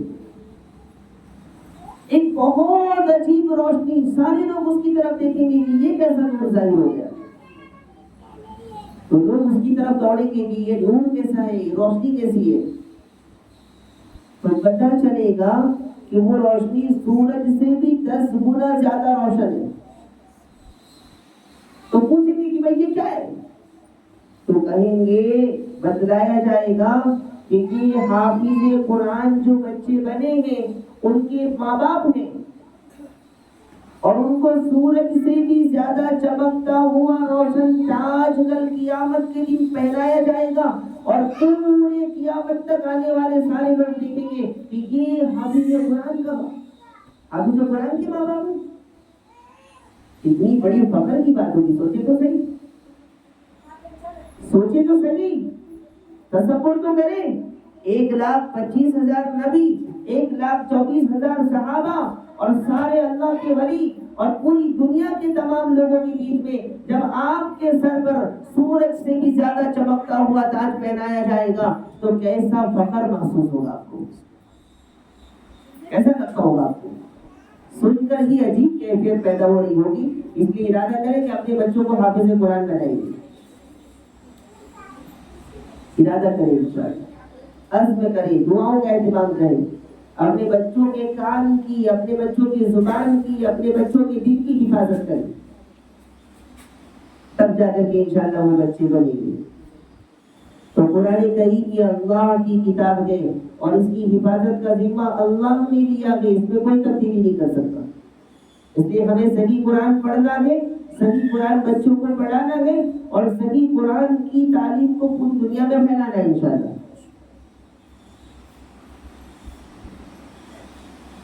اس آیت کریمہ کے اندر جو میں نے تلاوت کی تھی اس میں اِنَّا نَحْنُ نَزَّلْنَا الذِّكْرَ وَإِنَّا لَهُ لَحَافِظُونَ، اس میں قرآن کا ذکر کر لیے، ذکر کا لفظ ہے، ذکر کہ ہم نے ذکر یعنی قرآن کو نازل کیا اور ہم ہی قرآن کی حفاظت کرنے والے۔ ایک عیسائی کرسچن بڑا عالم ہے، ایک بڑے بزرگ گزرے اللہ کے ولی، تو اس زمانے کے اندر وہ عیسائی کرسچن بڑا عالم تھا، تو اس نے لوگوں کو سمجھانا شروع کیا کہ اس سے قرآن مراد نہیں ہے، اس سے انجیل مراد ہے۔ کیا مراد ہے؟ انجیل، کہ ہماری انجیل کی حفاظت کا وعدہ اللہ نے کیا، قرآن کی حفاظت کا وعدہ نہیں کیا۔ اللہ کے جو ولی ہوتے ہیں نا، جو اللہ کے ولی، اللہ کے نیک بندے، ان کا ایمان بڑا عجیب ہوتا ہے، پہاڑ سے بھی زیادہ مضبوط ہوتا ہے۔ ہمارے رسول اللہ صلی اللہ علیہ وسلم کی حدیث ہے کہ جس سینے میں قرآن ہوگا اس کو جہنم کی آگ بھی نہیں جلا سکتی، دنیا کی آگ تو کیا، جہنم کی آگ بھی نہیں جلائے گی۔ سمجھ میں آ رہی بات؟ تو جس سینے میں قرآن ہو اس کو جہنم کی آگ بھی نہیں جلا سکتی۔ تو اس زمانے کے اندر وہ عیسائی جو بڑا عالم تھا اس نے لوگوں کو سمجھانا شروع کیا کہ اس سے مراد قرآن نہیں، اس سے مراد تو انجیل ہے جو عیسیٰ علیہ السلام پر اتری تھی، اس کی حفاظت کا وعدہ اللہ نے کیا ہے۔ اور عیسائی مذہب یہ برحق ہے اور اسلام مذہب یہ بیکار ہے، اور قرآن یہ اصل کتاب نہیں ہے، قرآن تو باطل ہے، یہ کہنا چاہ رہا تھا وہ۔ اب مسلمان جو تھے اس زمانے کے اندر وہ پریشان ہو گئی، یہ تو کیا کر سکے، کیا کہہ رہا ہے؟ اور اس نے کہا کہ میں اس کے لیے دلیل پیش کروں گا۔ دلیل کیا پیش کروں گا؟ اس نے کہا کہ ایک تاریخ طے کرو اور ایک جگہ طے کرو اور پوری دنیا کے لوگوں کو جمع کرو، میں تورات بھی لے کر کے آتا ہوں، تم قرآن لے کر کے آؤ، اور میں تورات کو آگ میں ڈالتا ہوں، تم قرآن کو آگ میں ڈالو، دیکھیں گے کس کی کتاب چلے گی۔ تو وہ کرسچن جو عالم تھا اس نے انجیل کو ایسا کیمیکل لگایا کہ آگ میں ڈالنے کے بعد وہ نہیں جل سکی، اس کو ایسا تیار کیا، ایسا کیمیکل اس میں لگایا کہ آگ میں ڈالنے کے بعد بھی وہ کتاب نہیں جلی، اور اس نے ایسا انجیل بنا لیا اور اسے یقین ہو گیا کہ اس میں تو کیمیکل ہے اور میں آگ میں ڈالوں گا تو نہیں جلے گی، اور جب مسلمان قرآن ڈالیں گے تو جل جائے گا، تو میں کہہ دوں گا کہ نہیں انجیل برحق ہے اور قرآن برحق نہیں ہے، اور میں کہہ دوں گا کہ عیسائی مذہب یہ برحق ہے اور اسلام برحق نہیں ہے۔ لیکن اللہ کروڑوں رحمتیں نازل فرمائے اپنے ان اولیاء پر، ان نیک بندوں پر۔ مسلمان تو پریشان ہو گئے کہ یہ کرسچن کیا بول رہا ہے، اور یہ تو چیلنج کر رہا ہے، یہ تو دعویٰ کر رہا ہے کہ سب لوگوں کو جمع کرو اور تم قرآن لے کر کے آؤ، اور مسلمانوں کو یقین تھا کہ قرآن ڈالیں گے تو چل جائے گا، نعوذ باللہ قرآن کو اگر جلائیں گے تو چل جائے گا، یہ ہمارا بھی کمزور ایمان ہے۔ تو حضرت شاہ عبدالعزیز محدث دہلوی رحمۃ اللہ علیہ کے بات ہے، اتقوا فراست المؤمن فإنه ينظر بنور اللہ، مومن کی فراست سے بچو، اس لیے کہ وہ اللہ کے نور سے سوچتا ہے، اللہ کے نور سے دیکھتا ہے۔ تو پورا مجمع دوڑ کر کے حضرت شاہ عبدالعزیز کے پاس گیا کہ حضرت ایک کرسچن عالم ہے اور وہ کہتا ہے کہ قرآن برحق نہیں ہے، انجیل برحق ہے، اور اس نے یہ چیلنج کیا کہ فلاں تاریخ پر سب لوگ جمع ہو جاؤ، تم قرآن لے کر کے آؤ، میں انجیل لے کر کے آتا ہوں، تم بھی آپ میں ڈالو، میں بھی آپ میں ڈالتا ہوں، اگر تمہاری کتاب جل گئی تو تمہارا مذہب برحق نہیں ہے، ہم کیا کریں؟ حضرت نے فرمایا، حضرت شاہ عبدالعزیز محدث دہلوی رحمۃ اللہ علیہ نے فرمایا کہ مسلمانوں ڈرنے کی ضرورت نہیں ہے، سنیں دھیان، مسلمانوں گھبرانے کی ضرورت نہیں ہے۔ لوگوں نے کہا کہ حضرت وہ تو کہہ رہا ہے کہ انجیل بھی ڈالوں گا، قرآن بھی ڈالوں گا، اگر قرآن جل گیا تو؟ حضرت نے فرمایا کہ اس کا چیلنج قبول کر لو اور اس کو بولو کہ فلاں تاریخ پر کرسچن بھی جمع ہو جائے، مسلمان بھی جمع ہو جائے، تم انجیل لے کر کے آؤ، ہم قرآن لے کر کے آتے اور آگ لگاؤ۔ ایسا ایمان ہوگا حضرت شاہ عبدالعزیز کا، اللہ سے کیسی محبت ہوگی، کیسا یقین ہوگا ان کو۔ حضرت شاہ عبدالعزیز نے کہا کہ اس کا چیلنج قبول ہے اور مجمع جمے گا اور دونوں کتاب لے کر کے آئیں گے اور آگ لگے گی، لیکن اس کرسچن عالم کو کہو کہ صرف کتاب نہیں ڈالیں گے، وہ اپنی انجیل لے کر کے آگ میں کود جائے اور میں اپنا قرآن لے کر کے آگ میں کود جاؤں، مجھے یقین ہے کہ قرآن بھی بچے گا اور میں بھی بچوں گا۔ جب یہ بات سنی وہ کرسچن عالم نے تو اس نے تو انجیل میں کیمیکل لگایا تھا، اپنے جسم میں تو نہیں لگایا تھا، تو بھاگا وہاں سے۔ یہ ہمارے اللہ کی ولی، قرآن کی حفاظت اللہ نے وعدہ کر رکھا ہے۔ تو انہوں نے کہا کہ صرف کتاب نہیں، تمہیں یقین ہے کہ تمہاری کتاب برحق ہے تو تم انجیل لے کر اس آگ میں کود جاؤ، اور مجھے یقین ہے کہ میری کتاب برحق ہے، میں قرآن لے کر کے آگ میں کود جاتا ہوں، آؤ مقابلہ کرو۔ بھاگ گیا وہاں سے، اسے یقین تھا کہ میری کتاب کی برحق یعنی تبدیلی، انجیل میں تبدیلی ہو گئی، تو اس لیے وہ بھاگ گیا۔ لیکن ہمارے جو علماء ہیں، ہمارے جو اللہ کے ولی ہیں، ان کا ایمان ایسا بنا ہوا ہے۔ تو قرآن برحق ہے، قیامت تک قرآن کریم میں ایک حرف میں، ایک نقطے میں بھی تبدیلی نہیں ہو سکتی انشاءاللہ۔ اور وہیں جو ہماری مائیں اور بہنیں غلط قرآن پڑھ رہی ہیں تو وہ قرآن میں تبدیلی کر رہی ہیں۔ آپ پڑھ رہے ہیں الحمدللہ، ہاں نہیں نکلا آپ کا تو آپ نے قرآن میں تبدیلی کر دیا، آپ کا خوف نہیں نکلا تو آپ نے تبدیلی کر دیا، جیسا قرآن نازل ہوا تھا ویسا قرآن نہیں پڑھ رہے۔ اس لیے ایسا قرآن مت پڑھے کہ جس پر ہمیں اللہ تعالیٰ پکڑ کرے، ہم پر لعنت بھیجے، ہمارے لیے گناہ کا سبب کرے، بلکہ ایسا قرآن پڑھے کہ جب آپ قرآن کی تلاوت کریں تو اللہ کو بھی آپ سے پیار ہو، اللہ کو آپ پر ترس آئے، اللہ کی رحمت اترے آپ پر۔ اس لیے میری مائیں اور بہنیں اپنا قرآن صحیح کرے، اپنے بچوں کا قرآن صحیح کرے، خود بھی قرآن حفظ کرنے کی کوشش کرے، اپنے بچوں کو بھی حافظ قرآن بنانے کی کوشش کرے۔ اور الحمدللہ ثم الحمدللہ ہمارا یہ مدرسہ یہ بہت سے لوگوں کی دعاؤں کا مرکز ہے، اور ہمارا مشن ہے کہ ہر بچہ اور ہر بچی تجوید کے ساتھ بہترین قرآن پڑھنے والا بن جائے۔ اس لیے آپ اپنے بچوں کو یہاں بھیجیں، لیکن پابندی بہت ضروری ہے۔ کچھ پیرنٹس ہوتے ہیں وہ فون لگا کر بولتے ہیں کہ آج ہمارا بچہ نہیں آئے گا، آج ہمارا بچہ نہیں آئے گا، پیٹ درد ہو رہا ہے، سر درد ہو رہا ہے، بچے تو ویسے ہی بولتے رہتے۔ کچھ پیرنٹس فون کرتے آج شادی میں جا رہے ہیں، آج دعوت میں جا رہے ہیں، آج کھانا کھانے جا رہے ہیں، تھوڑا عجیب و غریب ان کے بہانے سن کر شرم آتی ہے۔ حضرت حسن بصری رحمۃ اللہ علیہ فرماتے ہیں کہ جب بچہ ایک دن چھٹی کرتا ہے مدرسے کے اندر تو 40 دن تک اللہ کی رحمت اس سے ہٹا لی جاتی ہے۔ اب سوچو وہ بچہ پڑھ ہی نہیں سکتا، ایک دن چھٹی ہو گئی 40 دن تک اللہ کی رحمت اس سے ہٹا لی جاتی ہے، تو وہ بچہ کیسے پڑھے گا؟ تو ماں باپ خود اپنے بچوں کو برباد کر رہے ہیں، اپنی زندگی، اپنے بچوں کی زندگی خراب کر رہے ہیں، یہ ماں باپ کو ذمہ ہے۔ نہیں آج بچے کی آنکھ نہیں کھلی، آج بچہ فجر میں اٹھ نہیں سکا، یہ کیا بہانے ہیں؟ اگر آپ نہیں اٹھائیں گے اللہ تعالیٰ کل جہنم میں جلائے گا، آپ نہیں اٹھائیں گے اللہ کل جہنم میں جلائے گا۔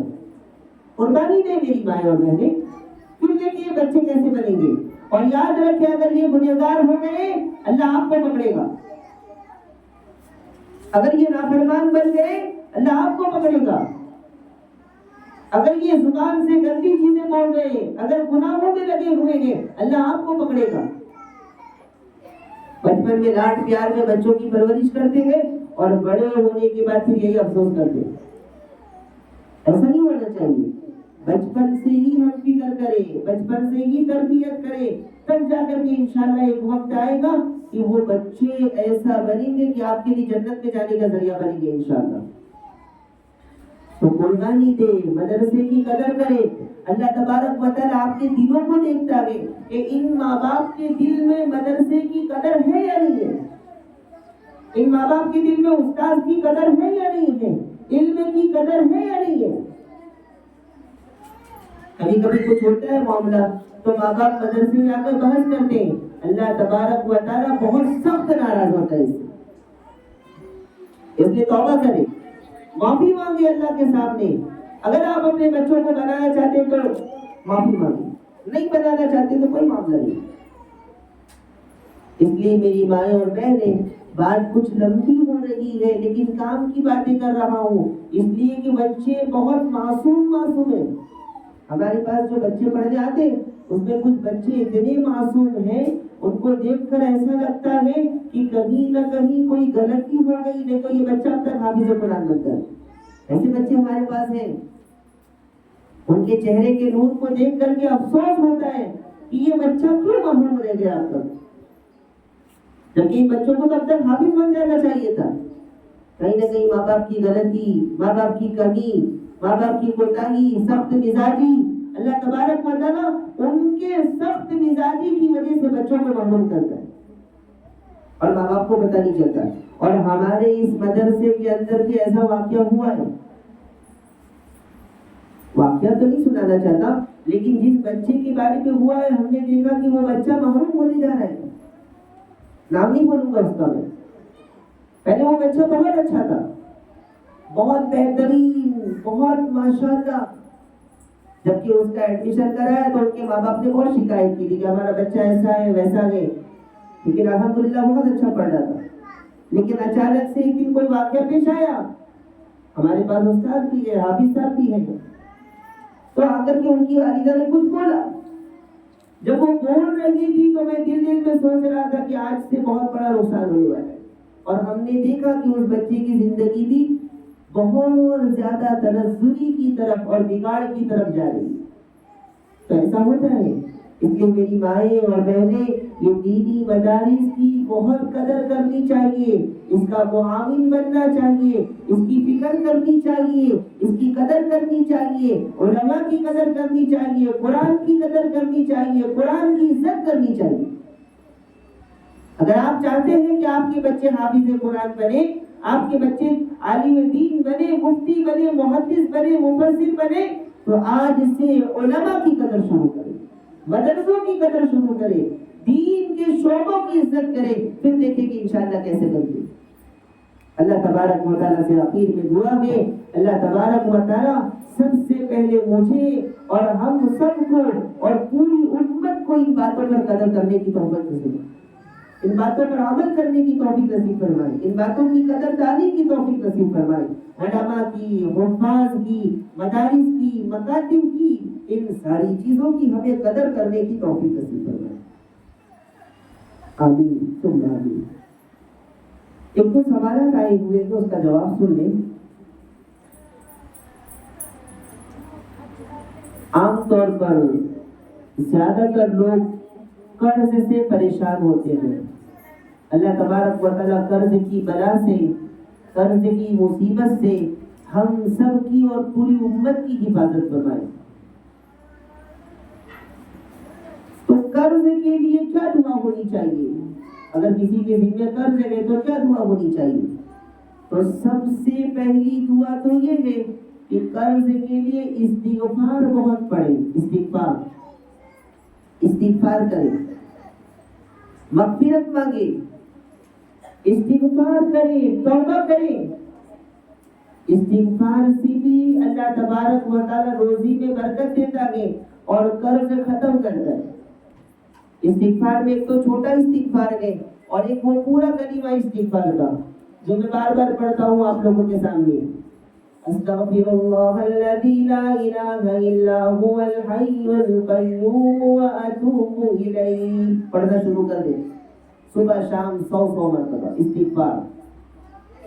اور حدیث میں ایک دعا آتی ہے، حضرت علی رضی اللہ تعالیٰ عنہ فرماتے ہیں ایک صحابی سے، ایک غلام سے کہتے ہیں حضرت علی وہ بہت قرض میں پریشان ہوتا ہے، جیسے کہ یہاں کسی نے پوچھا کہ بہت زیادہ قرض ہے تو کیا کرنا چاہیے، تو ایسے حضرت علی کو پتہ چلا تو حضرت علی نے فرمایا کہ میں تم کو وہ دعا سکھا دوں جو دعا مجھے رسول اللہ صلی اللہ علیہ وسلم نے سکھلائی،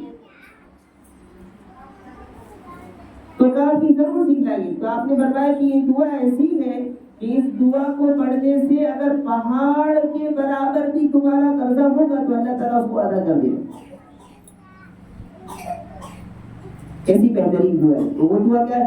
اللہم اکفنی بحلالک عن حرامک واغننی بفضلک عمن سواک۔ کتنی چھوٹی دعا ہے، اللہم اکفنی بحلالک عن حرامک وَأَغْنِنِي بِفَضْلِكَ عَمَّنْ سِوَاكَ۔ اگر یہ دعا پڑھتے رہیں گے، یہ دعا مانگتے رہیں گے، اللہ تبارک و تعالیٰ غیب سے آپ کے قرض کے پورا ہونے کی شکلیں اور صورتیں پیدا کروائے گا۔ تو یہ دعا یاد کر لیں، بہت آسان دعا ہے، بہت بہترین دعا ہے۔ استغفار کی کثرت کریں اور استغفار کے ساتھ ساتھ یہ دعا پڑھتے رہیں، ہر نماز کے بعد پڑھیں، ہر دعا کے بعد پڑھیں، ہر وقت چلتے پھرتے پڑھیں، دل میں اس کا مذاکرہ کرتے رہیں اس دعا کا۔ یہ قرض کی ادائیگی کی دعا، پہاڑ جتنا قرض بھی ادا ہو جائے گا آپ کا۔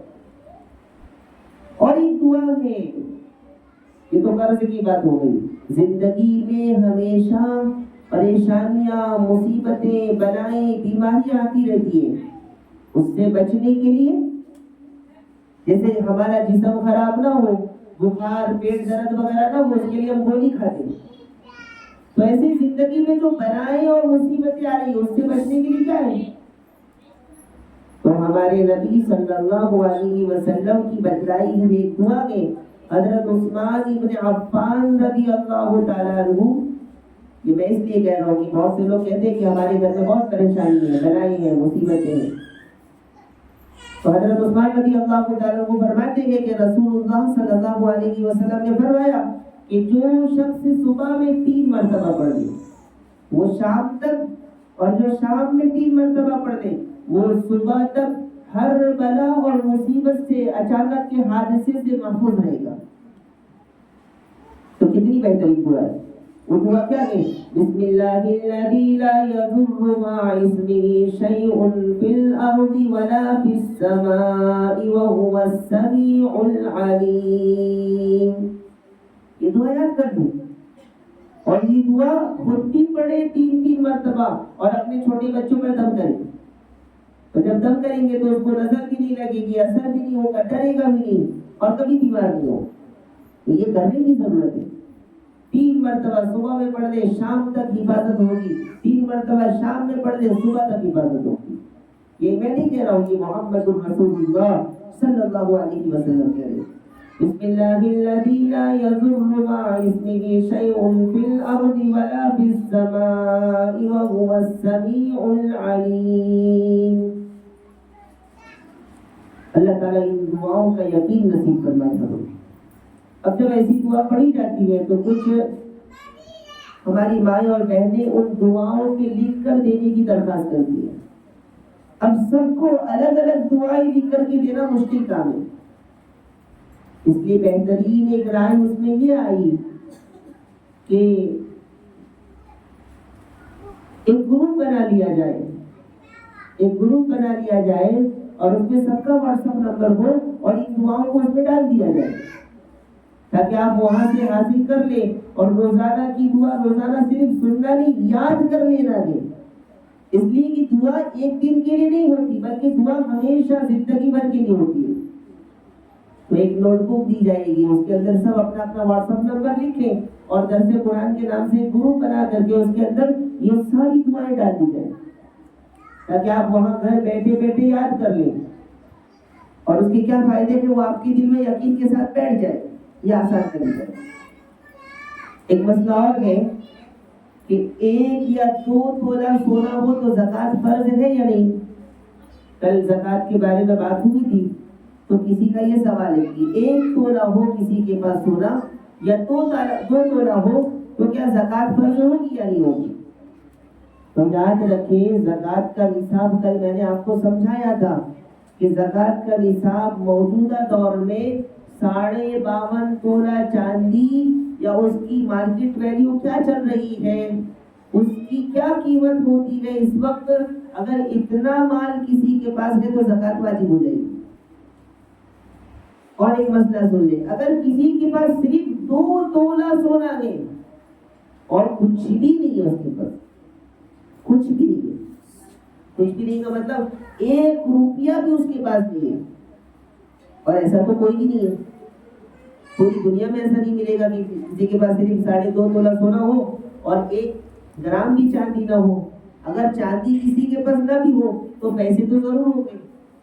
تو کہا کہ اگر 2 تولے سونے کے ساتھ اگر آپ کے پاس 5 روپیہ بھی ہے تو پھر 52.5 تولہ چاندی کی قیمت دیکھیے، اس وقت 52.5 تولہ چاندی کی قیمت 60 سے 65 ہزار روپے ہے، اور 1 تولہ سونے کی قیمت 80 سے 90 ہزار روپے، تو زکوٰۃ فرض ہو جائے گی 1 تولہ سونے پر بھی اور 2 تولہ سونے پر بھی زکوٰۃ فرض ہو جائے گی۔ ایک اور سوال یہ ہے کہ پلاٹ پر زکوٰۃ دینا ہے یا نہیں دینا ہے؟ تو اس کا اصول اور قانون یہ ہے کہ جو پلاٹ آپ گھر بنانے کے لیے لے رہے ہیں، اپنے استعمال کے لیے لے رہے کہ مجھے اس پلاٹ پر گھر بنانا ہے، تو اس پر تو زکوٰۃ نہیں آئے گی، 1 پلاٹ ہو چاہے 2 پلاٹ ہو۔ اگر گھر بنانے کے لیے آپ لے رہے ہیں، آپ کی نیت گھر بنانے کی ہے، اپنے گھر کی تعمیر کرنے کا ارادہ ہے، تو اس پر زکوٰۃ نہیں آئے گی۔ لیکن جو پلاٹ آپ تجارت کے لیے لے رہے ہیں کہ اس کو لینا ہے اور بیچنا ہے اور بیچ کر کے فائدہ حاصل کرنا ہے، نفع کی نیت میں، تو نہ کہ اس پلاٹ کے اوپر زکوٰۃ آئے گی۔ اسی طریقے سے جو پراپرٹی آپ اپنے فائدے کے لیے اپنے استعمال کے لیے لے رہے ہیں تو اس پر زکوٰۃ نہیں آئے گی۔ گھر لیا آپ نے اپنے لیے لیا تو اس پر زکوٰۃ نہیں آئے گی، لیکن گھر آپ نے اس لیے خریدا کہ اس گھر کو میں جب زیادہ پیسے ملیں گے تو بیچ کر کے اس سے فائدہ حاصل کروں گی، تو کہا کہ اس پراپرٹی پر زکوٰۃ آئے گی۔ اب زکوٰۃ نکالنا پڑے گا۔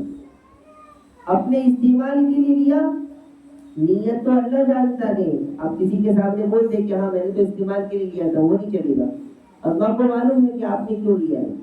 تو اگر اپنے استعمال کے لیے، گھر بنانے کے لیے، گھر میں رہنے کے لیے لیا ہے تو زکوٰۃ نہیں آئے گی۔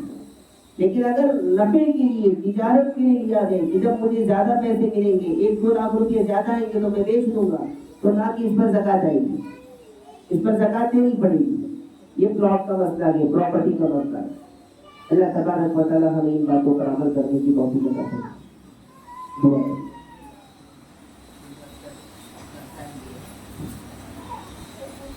بسم اللہ الرحمن الرحیم۔ یا رب لک الحمد کما ينبغي لجلال وجهك وعظیم سلطانك۔ یا رب صل وسلم دائما ابدا على حبیبك خیر الخلق كلهم۔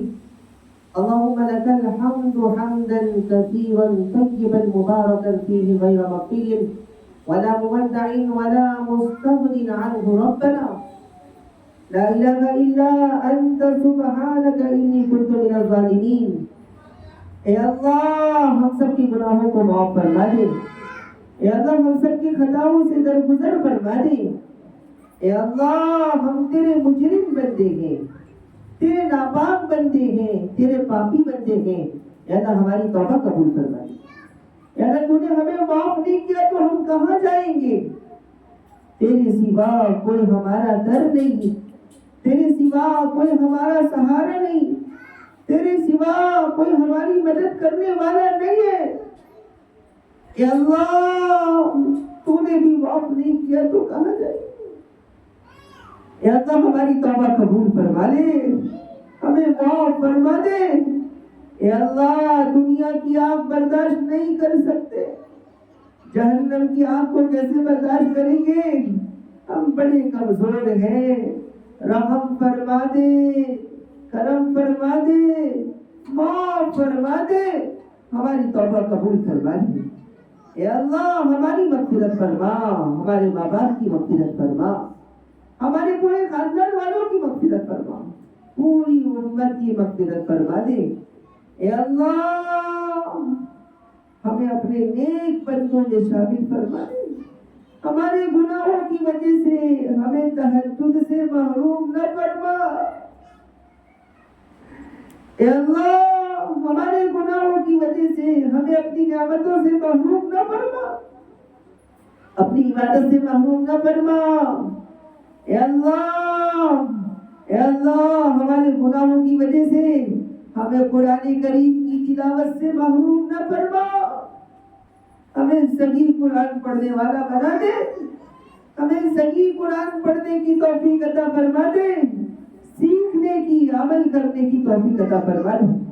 اے اللہ یہ تیری نیک بندیاں، اے اللہ یہ اپنے گھروں کو چھوڑ کر کے تیرے قرآن کا درس سننے کے لیے آئے، ان کے آنے کو قبول فرما، ان کے بیٹھنے کو قبول فرما، ان کے سننے کو قبول فرما، ان کے چلنے کو قبول فرما، قدم قدم پر جنت کے فیصلے فرما دے، قدم قدم پر مغفرت کے وعدے فرما دے، ان کے ہر قدم پر جنت کے فیصلے فرما دے۔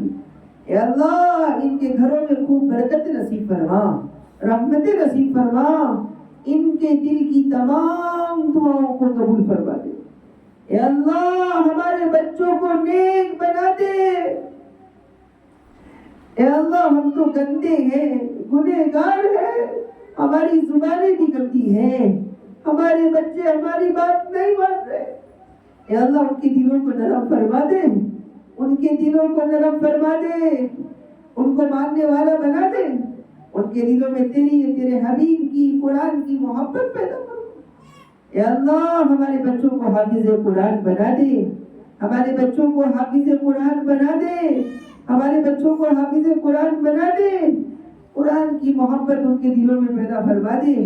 اے اللہ ہمارے اس چھوٹے سے مدرسے کو قبول فرما، اے اللہ مدرسے کو قبول فرما، اے اللہ اس میں پڑھنے والوں کو قبول فرما، پڑھانے والوں کو قبول فرما، اے اللہ ان کے والدین کو قبول فرما۔ اے اللہ ہمارے مدرسے کے جو معاون ہیں ان سب کی مغفرت فرما دے، ان سب کی مغفرت فرما دے، ان کے پورے خاندان کی مغفرت فرما۔ اے اللہ جو لوگ اخلاص کے ساتھ ہمارے ساتھ جڑے ہیں اے اللہ ان کو بہترین بدلہ نصیب فرما، دنیا اور آخرت کی کامیابی نصیب فرما۔ اے اللہ ہمارے مدرسے کے لیے جگہ کی ضرورت ہے، زمین کی ضرورت ہے، اے اللہ غیب سے مدرسے کے لیے زمین کے فیصلے فرما دے، اے اللہ جگہ کے فیصلے فرما دے، اس کے لیے اسباب اور وسائل پیدا فرما، شکلیں اور صورتیں پیدا فرما دے۔ اے اللہ ہم نہیں کر سکتے، تو ہی کر سکتا ہے، تیرے خزانے میں کوئی کمی نہیں ہے۔ اے اللہ اس کے لیے مخلص احباب اور مخلص افراد عطا فرما، مخلص معاون عطا فرما۔ اے اللہ مخلص لوگ مدرسے کو عطا فرما، مخلص افراد عطا فرما، اخلاص والے لوگ، تہجد پڑھنے والے لوگ عطا فرما۔ اے اللہ ہماری تمام دعاؤں کو قبول فرما۔ اے اللہ اس مدرسے کو پوری دنیا کے اندر دین کے، قرآن کے علم کا پھیلنے کا ذریعہ بنا۔ اے اللہ یہاں سے حافظ قرآن، عالم دین، مفتی اور محدث بن کر نکلے ایسے فیصلے فرما۔ اے اللہ تو ہر چیز پر قادر ہے، ہماری تمام دعاؤں کو قبول فرما۔ اس مجمع میں جتنے بیٹھے گئے سب کا نام جہنم سے نکال کر جنت الفردوس میں لکھ دے، جنت الفردوس میں لکھ دے۔ تجھے کوئی نہیں پوچھے گا کہ تو نے اتنے بڑے بڑے گنہگاروں کو کیوں معاف کر دیا۔ اے اللہ ہر گناہ سے ہماری حفاظت فرما، اے اللہ سود سے حفاظت فرما، حرام سے حفاظت فرما، اے اللہ کچھ لوگوں نے دعاؤں کے لیے کہا ہے، اے اللہ کہتے رہتے ہیں، اے اللہ سب کا نام تجھے معلوم ہے، سب کے دل کا حال تجھے معلوم ہے، جس نے جس نیت سے دعا کے لیے کہا گئے اس کی اس دعا کو قبول فرما دے، قبول فرما لے۔ شراب جیسی بدترین چیز سے پوری امت کی حفاظت فرما دے، سود سے حفاظت فرما دے، اے اللہ بد اخلاقی سے حفاظت فرما، گناہ سے حفاظت فرما، اے اللہ جنہوں نے دعاؤں کے لیے کہا گئے ان کے تمام دل کی دعاؤں کو قبول فرما، اے اللہ جو مانگا وہ بھی عطا فرما، جو مانگنے سے رہ گیا وہ سب عطا فرما، ہماری تمام دعاؤں کو قبول فرما۔ جزا اللہ عنا محمد ما هو اهله صلی اللہ علیہ وسلم برحمتک یا